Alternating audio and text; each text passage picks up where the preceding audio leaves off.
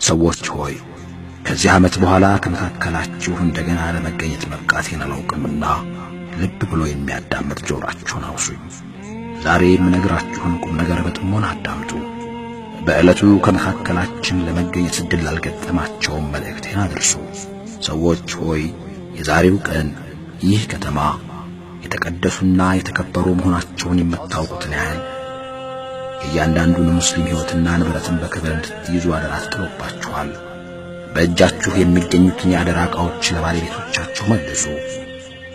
ማንም ሰው እንዳያጠቃችሁ በማንም ሰው ላይ ጥቃት እንዳታደርሱ። ያለምንም ጥርጥር ፈጣሪያችሁ ፊት በግንባር እንደምትቀርቡ አስታውሱ። የብድር ወለድ ተግባራችሁን መክፈል ከእንግዲህ ወዲያ እርም ተደርጎባችኋል። ሃይማኖታችሁን ለመንከባከብ ከሰይጣን ተጠንቀቁ። በትልልቅ ጉዳዮች እናንተን አሳስቶ በዚህች ምድር ላይ አዘቅት ውስጥ ለመጣል በሚያደርገው ሙከራ ተስፋን ስለቆረጠ በጥቃቅን ጉዳዮች ተከታዮቹ እንዳትሆኑ ጠብቁ። ሰዎች ሆይ በሴቶቻችሁ ላይ የተወሰነ መብት ያላችሁ መሆኑ እርግጥ ነው። ነገር ግን እነርሱም በእናንተ ላይ መብት አላቸው። በእናንተ ቁጥጥር እስካሉ ድረስ እነርሱን መመገብ፣ ማልበስና በርህራሄ የመያዝ ግዴታ ይኖርባችኋል። ሴቶቻችሁ የኑሮ ጓደኞቻችሁና የቅርብ ደጋፊያችሁ በመሆናቸው በርህራሄና አግባብ ባለው መልክ ተንከባከቧቸው። እናንተ ከማትፈልጉት ሰው ጋር ጓደኝነት እንዳይመሰርቱና ቤታችሁ በጭራሽ እንዳይፈርስ ማድረግ የእናንተ መብት ነው። ሰዎች ሆይ በሚገባ አድምጡ። አላህን ተገዙ። በቀን 5 ጊዜ ሰላታችሁን ስገዱ። የረመዳንንም ወር ጾሙ። ከሀብታችሁም ዘካ ስጡለት። እንዲሁም ከተቻላችሁ ሐጅ አድርጉ። እያንዳንዱ ሙስሊም ለሌላው ሙስሊም ወንድም መሆኑን ታውቃላችሁ። ሁላችሁም እኩል ናችሁ። ማንም ሰው ከሌላው የሚበልጥበት መንገድ የለም አላህን መፍራትና በጥሩ ተግባሩ ቢሆን እንጂ።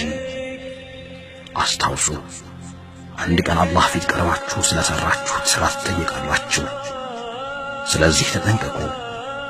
እኔ ካለፍኩ በኋላ አላህን ከመፍራት ጎዳና እንዳታፈነግጡ።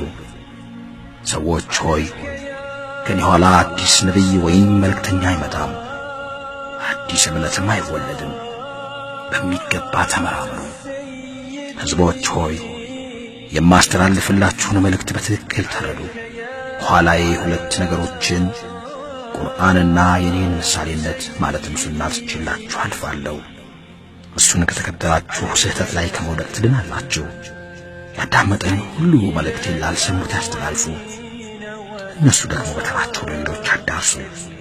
የመጨረሻዎቹ አድማጮቼም ከኔ አንደበት ከሰሙት ይበልጥ በጥልቀት የሚገባቸው ይሁን። አላህ ሆይ መልእክትህን ለሕዝቦችህ ለማድረሴ ምስክር ይሁን። ይህን መልእክት ካስተላለፉ በኋላ የሚከተለው የሐጅ ወቅት ከመድረሱ በፊት ከዚህ ዓለም ተለዩ። ሰለላሁ ዐለይሂ ወአሊሂ ወሰለም